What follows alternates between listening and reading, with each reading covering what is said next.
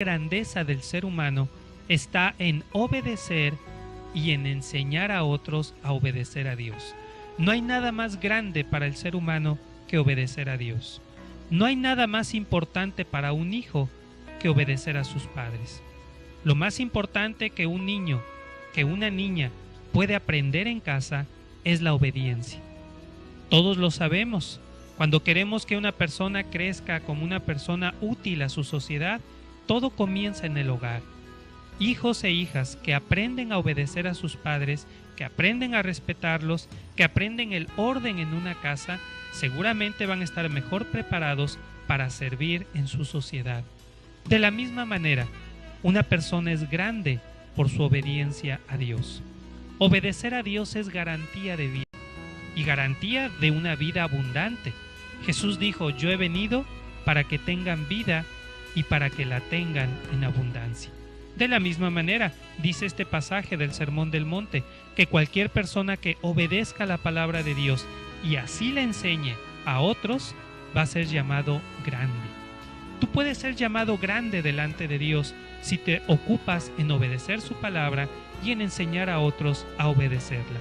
Sigamos viendo lo que dice el Sermón del Monte. Versículo 20. Porque os digo que si vuestra justicia no fuere mayor que la de los escribas y fariseos, no entraréis en el reino de los cielos. Nuestra justicia, el cumplir con la voluntad de Dios, debe ser hecha a un nivel mayor que la de los escribas y fariseos. En la época de Jesús, los escribas eran gente especializada en copiar la Biblia. En aquella época no existían imprentas. La Biblia se tenía que copiar a mano.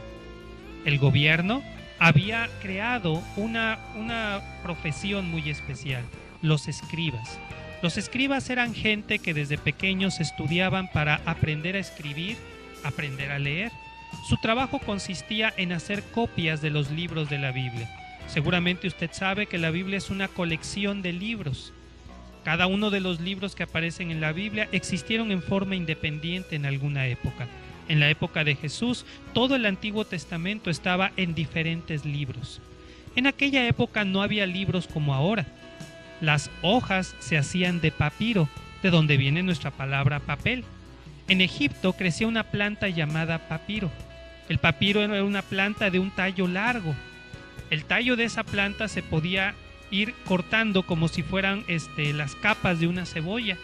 Y esas capas, esas tiras largas, se ponían todas en forma perpendicular, una con respecto a la otra, se presionaban y el mismo jugo, el mismo savia de estas tiras, hacía que se pegaran. Cuando se secaban, quedaba una hoja de papiro. En aquella época la gente pegaba las hojas de papiro una después de la otra, formando una larga tira que podía medir hasta 5 metros de largo. Después en cada extremo se le colocaba un pequeño palo redondo y así se enrollaban, de tal manera que a esto se les llamaba rollos. En aquella época no existían los libros encuadernados, sino que lo que existían eran rollos. Esos rollos se desenrollaban y entonces se empezaba a escribir sobre de ellos. Recordemos que la escritura hebrea es de derecha a izquierda. Un escriba comenzaba escribiendo desde el extremo de la derecha y continuaba página por página hasta completar un rollo. ¿Cómo se copiaban los libros en aquella época? En aquella época un escriba tenía un libro, por ejemplo el libro de Génesis. Puede usted buscar en su Biblia, el primer libro de la Biblia es Génesis. Entonces un escriba tenía el libro de Génesis y el papiro donde lo iba a ir copiando. Los escribas iban escribiendo letra por letra. Cuando terminaban de copiar un renglón, el escriba contaba cuántas letras había él escrito y cuántas letras había en el renglón del libro que estaba copiando, para garantizar que estuviera escribiendo exactamente igual. Así continuaba con el siguiente renglón. Cuando terminaba de escribir una página, le pedía a otro escriba que le leyera la página que había escrito para compararla con el texto y así asegurarse que se había transmitido sin ningún error el texto de la Biblia.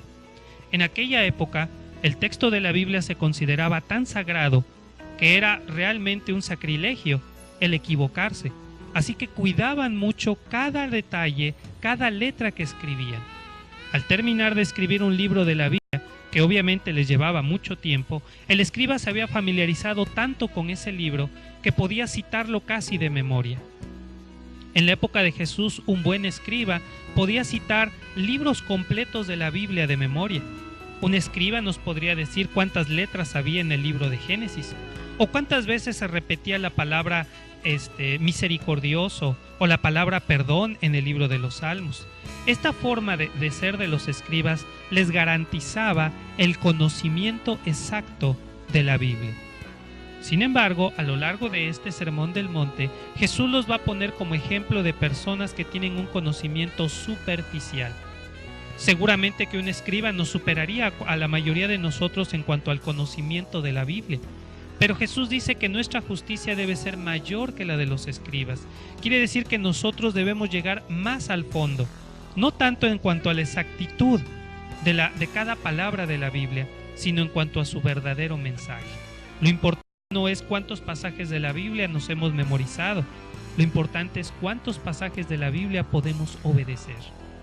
Los fariseos, por otro lado, que se mencionan por primera vez en este mensaje, son la religión más importante en la época de Jesús. Los fariseos era considerada una religión muy estricta en el cumplimiento de la ley.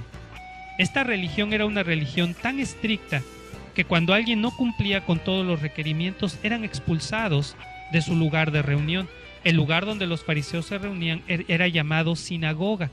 La sinagoga hasta el día de hoy persiste y la religión farisea con algunos cambios persiste hasta el día de hoy. Los fariseos de la época de Jesús se vanagloriaban de que eran muy estrictos en el cumplimiento de sus normas. Jesús los va a criticar a lo largo de este mensaje porque su estricto cumplimiento era solamente superficial. Sin embargo, dice Jesús que nuestra justicia debe ser mayor que la de ellos. Nuestra pasión por obedecer a Dios debe superar la pasión que los fariseos tenían por su religión. Los fariseos podrían ser llamados hoy como fanáticos religiosos. Nosotros debemos de ser apasionados por Dios. Sigamos con el estudio. Versículo 24. Oísteis que fue dicho a los antiguos. Con esto comienza una serie de ejemplos que Jesús va a mostrar. El propósito de Jesús a partir de este versículo y a lo largo del capítulo 5 de Mateo es mostrarnos cuál es la verdadera interpretación del Antiguo Testamento. Muchas personas el día de hoy piensan que el Antiguo Testamento está obsoleto, que ya no debería de considerarse. Otras personas, en el otro extremo, piensan que deberíamos de cumplir el Antiguo Testamento y por lo tanto no comer carne de cerdo o congregarnos en sábado. En fin, son diferentes interpretaciones a la Biblia. Sin embargo, no andamos caminando por un valle a oscuras.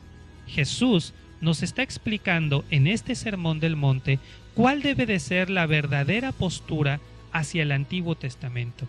Si el Antiguo Testamento es parte de la palabra de Dios, tiene un mensaje para nosotros, pero debemos saber cómo interpretarlo. Jesús aquí nos está dando esta explicación. Oísteis que fue dicho a los antiguos.